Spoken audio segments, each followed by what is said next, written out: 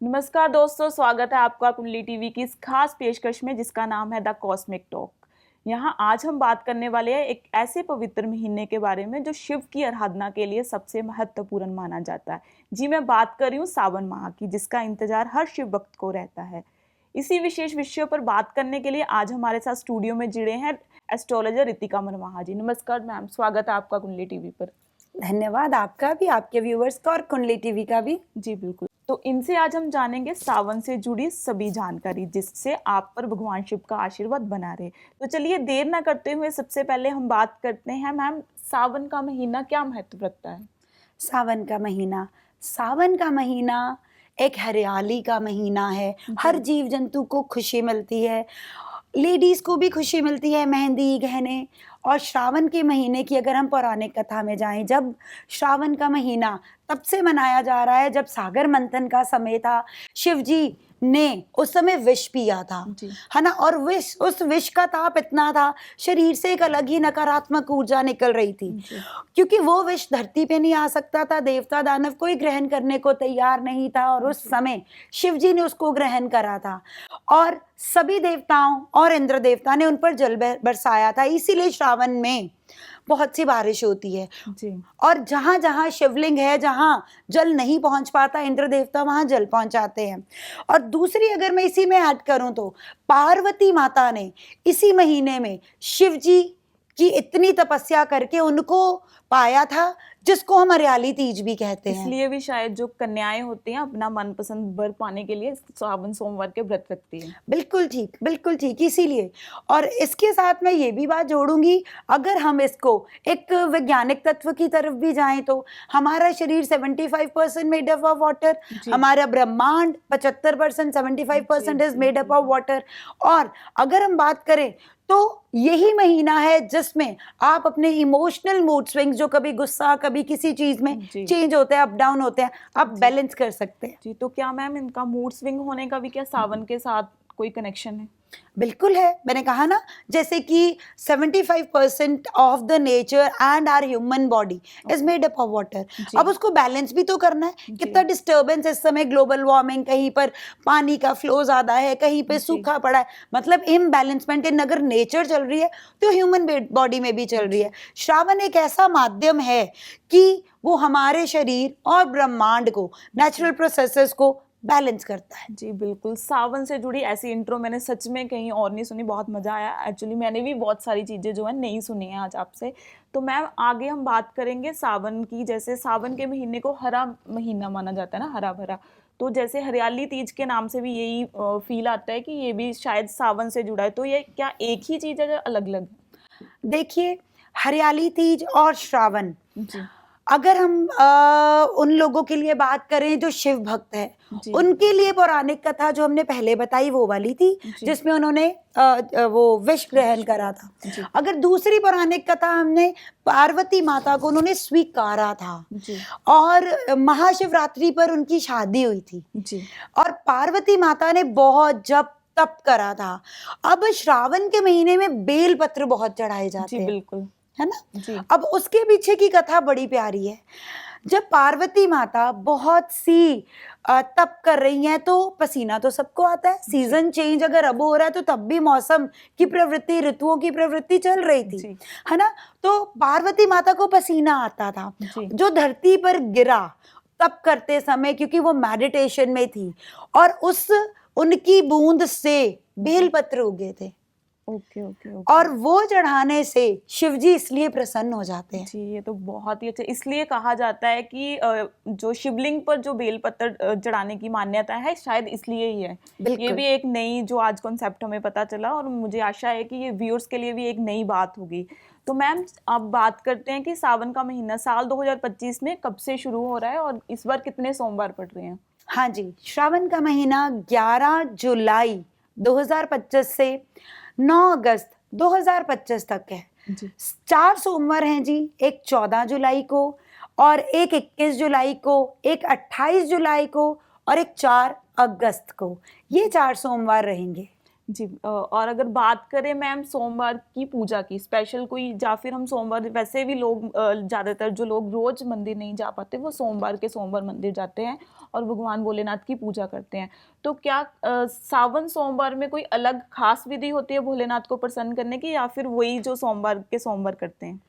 सबसे पहले तो हमारे गुरुजी ने तो हमें यही सिखाया था कि जो शिव भक्त होते हैं ना उनको सब माफ होता है। जी। हमारे शिव जी भाव के भूखे हैं, जी। उनको दुनियावी चीजों से कुछ नहीं लेना देना, तभी वो शमशान में जाकर वास करते हैं। जी। वो मोह माया की दुनिया से परे हैं, पर तब भी हमें कुछ चढ़ाना है एज ए ग्रैटिट्यूड, है ना, उनका जी। धन्यवाद। हमारे पेरेंट्स को हमसे कुछ उम्मीद थोड़ी होती है, जी। तब भी हम कुछ दिनों में उनको कुछ भाव में देते हैं, डेफिनेटली वो बहुत खुश होते हैं। जी। इसी तरह से श्रावण में अगर आप अपने भाव से देना चाहते हो तो अगर राशि वाइज बताए तो कैसा रहेगा? जी बिल्कुल मैम, राशि वाइज बताएंगे तो मेरे को लगता है ज्यादा लोग पसंद करेंगे। है ना? तो आप बताइए कि राशि वाइज किस राशि को कौन सा उपाय और शिव जी को क्या चढ़ाना चाहिए? सबसे पहले हम बात करेंगे मेष राशि के जातकों की। जी। मेष राशि के जातकों, आप लोगों को लाल सिंदूर और लाल फूल अर्पण करिए शिवलिंग पर। बाकी जो विधि हमारे शिवलिंग पर चढ़ाने की, दूध, चावल, चीनी मत चढ़ाइए। मैं हमेशा चीनी का निषेध करती हूँ, उसकी जगह गुड़ या शक्कर या शहद, गन्ने का रस हर कोई चढ़ा सकता है। और उसके साथ अगर आप ऐड करना चाहते हो तो जनेऊ, और वो उसको पीला रंग करवा लीजिएगा, और इत्र इत्र जरूर लगाइएगा। शुक्र एक्टिव होगा ना तो नेम फेम प्रमोशन अपने आप मिलेगी। ठीक है। और बाकी अब हम राशियों के वाइज बात करें तो सबसे पहले मेष राशि वालों के लिए मैंने बताया कि आपको लाल फूल और साथ में लाल रंग का तिलक। और अगर हम बात करें 2 नंबर की राशि वालों के लिए, उनको सफेद फूल, सफेद चंदन, दूध, चावल, चीनी और इत्र। और 3 नंबर के मूंग साबुत दाल आप जरूर चढ़ाइए, बेलपत्र जरूर चढ़ाइए। 4 नंबर के जातक दूध, चावल, चीनी कोशिश करिएगा आप भी अवॉइड करें, और उसमें आप गुड़ शक्कर ऐड करिए। और अगर आप उसमें ऐड करना चाहते हो तो सफेद फूलों को एक जरूर ऐड करिए, और सफेद चंदन।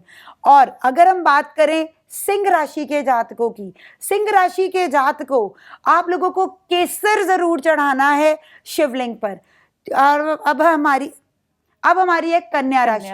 कन्या राशि के जातकों, आप लोगों को बेलपत्र के साथ कोई भी मूंग साबुत के दाल के साथ साथ हरियाली चीजें, है ना, जैसे पार्वती माता को आप हरी चूड़ियां चढ़ाइए, है ना, इस तरह की चीजें आप लोग चढ़ाइए। और तुला राशि के जातकों, आप लोग इत्र चढ़ाइए, और साथ ही साथ आपको सफेद चीजें या उनका परना, जो सफेद रंग के वस्त्र जो उनको चढ़ाए जाते हैं, उस पर लाल रंग का स्वास्तिक बनाकर आप लोग चढ़ाएंगे। वृश्चिक राशि के जातकों, आप लोगों को लाल रंग का तिलक केसर के साथ मिक्स कर चढ़ाना है, और साथ साथ बेलपत्र, क्योंकि आपकी लाइफ में हेल्थ इश्यूज और परेशानियां बहुत आती है, मनी सेविंग्स में भी दिक्कत आती है, नेम फेम में भी दिक्कत आती है, इसलिए आप साथ ही साथ बेलपत्र जरूर चढ़ाइएगा। धनु राशि के जातकों, आपको पीला चंदन चढ़ाना है, और पीले चंदन के साथ आपको पीला जनेऊ लीजिएगा। एक रात पहले या अगले दिन सुबह पीली हल्दी में उसको डिबोना है, फिर उसको शिवलिंग पर एक गुरु उपाधि देकर चढ़ाना है, और गुड़, शक्कर और शहद के साथ। और मकर राशि के जातकों और कुंभ राशि, आप दोनों को काले तिल जरूर चढ़ाने हैं। काले तिल आपकी जिंदगी की नकारात्मकता खत्म करेगी, मेहनत कम कराएगी। और अब है लास्ट राशि जी हमारी मीन राशि। पीले रंग के फूल और साथ में पीला चंदन, गुड़, शक्कर के साथ। ये था जी सभी राशियों का जिसको क्या चढ़ाना है, और जनहित में क्या चढ़ाना है मैंने वो तो बता ही दिया। पर जैसे आजकल मंगल और शनि का काफी ज्यादा इम्पैक्ट चल रहा है राशियों के ऊपर, अपना कुंडली विश्लेषण कराइए। अगर किसी का शनि का ढैया, शनि की 6.5, क्योंकि इस समय मंगल ने भी 28 जुलाई तक दृष्टि देनी है शनि को, थोड़ा सा क्रामक योग है। तो आपने उस समय अपनी कुंडली विश्लेषण कराइए। अगर शनि की 6.5, शनि की ढैया, तो आप उससे अगर तंग आ रहे हैं, कोई परेशानी आ रही है, जॉब में परेशानी आ रही है, क्योंकि इसमें आपको जॉब में, प्रोफेशन में अपने भाइयों से या अपने को वर्कर से काफी परेशानी आएंगी। तो उस समय आपको काले तिल जरूर चढ़ाने हैं और उसके साथ लाल रंग का तिलक जरूर शिवलिंग पर चढ़ाना है। और आपको कुछ चंदन की स्टिक्स, मैं फिर कहूंगी चंदन की स्टिक्स लेकर आनी है साथ। आपको उसको वहां पर रगड़ना है और शिवलिंग पर तिलक करना है इससे, और सातों की सातों एक ही दिन यूज करनी है। और आपको बाकी स्टिक्स वहीं पर और चकला भी वहीं पर छोड़ के आना है, जिनके कुछ भी शनि का 6.5, ढैया या महादशा कुछ भी चल रही है, इससे जो आपके मन में भ्रम, अशांति चल रही है, वो आपकी शांत हो जाएगी। तो ये था राशि के अनुसार किन जातकों को क्या चढ़ाना चाहिए शिव जी पर। तो मैम आगे बात करेंगे जो लोग जैसे अब्रॉड में हैं या फिर इंडिया में ही हैं, वो जो घर पे रहकर भगवान भोलेनाथ की पूजा करना चाहते हैं या फिर व्रत नहीं कर पा रहे हैं किसी वजह से, तो वो क्या कर सकते हैं? सबसे प्यारा उपाय हमारा, कहीं नहीं जा सकते हो, बीमार हो या कुछ भी है, या ब्रॉड में हो या काम में बहुत बिजी हो, मैंने पहले कहा हमारे शिव जी भाव के भूखे हैं। ओम नमः शिवाय ये मंत्र करें, सिर्फ ओम नमः शिवाय उनकी नैया पार लगा देगा। जी, ओम नमः शिवाय मंत्र हर कोई, मैंने तो शिवलिंग में जब भी मैं शिव मंदिर जाती हूँ तो भक्तों के मुंह से बस ओम नमः शिवाय मंत्र का जाप करते मैंने उनको सुना है। मैम आप क्या इसका ओम नमः शिवाय क्यों बोला जाता है और इसका क्या महत्व है, क्या फायदे हैं और क्या नियम है, हमारे दर्शकों को बताना चाहेंगी?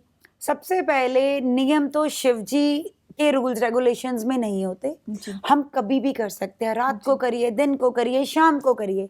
और ओम नमः शिवाय, हमारा शरीर 5 तत्वों से बना है जी। ओम नमः शिवाय पंचाक्षर मंत्र कहा जाता है।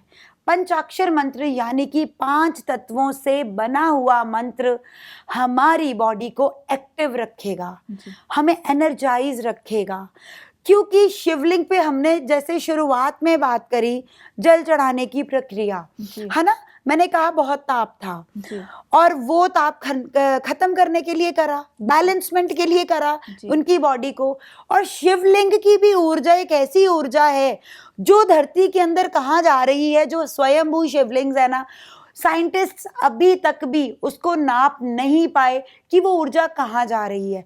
इसलिए भी धरती में अगर आप लोग, हम लोग, जन जन शिवलिंग पर जल नहीं चढ़ाएगा तो धरती का ताप इतना बढ़ जाएगा कि उसको कंट्रोल करना मुश्किल हो जाएगा। इसलिए भी जल चढ़ाया जाता है। और ओम नमः शिवाय पंचाक्षर मंत्र है। पंचाक्षर मंत्र यानी कि 5 तत्व जिससे दुनिया बनी है, हमारा शरीर बना है, वो 5 तत्व बोलते हुए चढ़ाएं और अच्छा। नहीं जल चढ़ा सकते, सिर्फ 5 तत्वों का पंचाक्षर मंत्र कहीं भी बैठकर कंठस्थ करने से, बोलने से मन को शांति मिलेगी और आपकी बॉडी एक्टिव और हर काम में बाधा खत्म होगी। जी मैम, तो ये तो बात होगी शिव पंचाक्षरी मंत्र की। तो मैम अगर बात करें कि भोलेनाथ को बहुत सारी चीज़ें ऐसी बताई जाती हैं कि शिव जी को नहीं चढ़ानी चाहिए, तो वो कौन कौन सी चीज़ें हमारे व्यूअर्स को बताइए कि जो भगवान शिव को नहीं चढ़ानी चाहिए? सबसे पहले तो उसमें सबसे ज़्यादा खंडित चीज़ है तुलसी की। जी, तुलसी नहीं चढ़ानी चाहिए। जी, तुलसी के पीछे भी एक पौराणिक कथा है। उसमें हम पौराणिक कथा जलंधर राक्षस की पत्नी वृंदा माता यानी कि तुलसी माता, उनका रूप था। और जलंधर राक्षस को एक वर था कि जब तक उनकी पत्नी पतिव्रता रहेंगी, उनको जलंधर राक्षस को कोई मार नहीं सकता, है ना। तो जलंधर राक्षस का विष्णु भगवान ने पतिव्रता धर्म तोड़ दिया था और शिव जी ने उनको मार दिया था। तो उस समय से तुलसी माता ने कहा था कि मेरा भोग आपके भोग में नहीं डलेगा।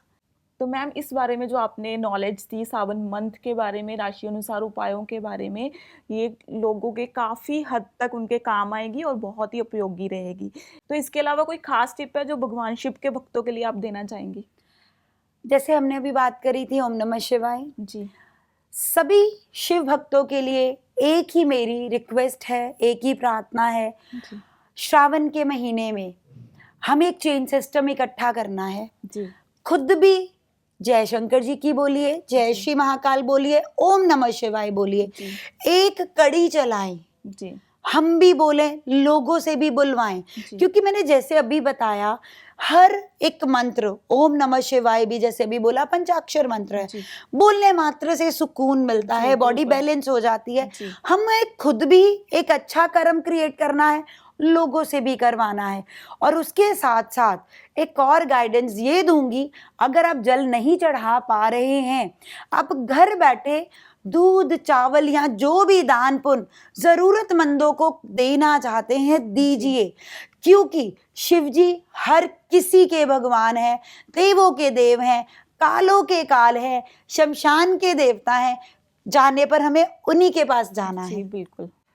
तो मैम जो आपने आज नॉलेज दी वो बहुत ही ज़्यादा इंसाइटफुल थी। तो मैं भी आज से यही है कि जब से श्रावण का महीना शुरू हो जाएगा तो मैं यही चेन सिस्टम चलाऊंगी कि ओम नमः शिवाय का मंत्र जितना ज़्यादा हो सके उतना ज़्यादा करूं। और मैं अपने व्यूअर्स को भी बोलना चाहूँगी कि इस सावन के महीने भोलेनाथ का आशीर्वाद पाने के लिए ओम नमः शिवाय मंत्र का जाप जरूर करें। और इसी के साथ आज का हमारा पॉडकास्ट यहीं ख़त्म होता है। मुझे उम्मीद है आपको ये जानकारी पसंद आई होगी और आपको ये वीडियो कैसा लगा हमें कमेंट करके ज़रूर बताएं। और कुंडली आपको ये वीडियो कैसा लगा हमें कमेंट करके ज़रूर बताएं। वीडियो पसंद आया हो तो वीडियो को लाइक और शेयर करना ना भूलें। साथ ही जुड़े रहे कुंडली टीवी के साथ। नमस्कार।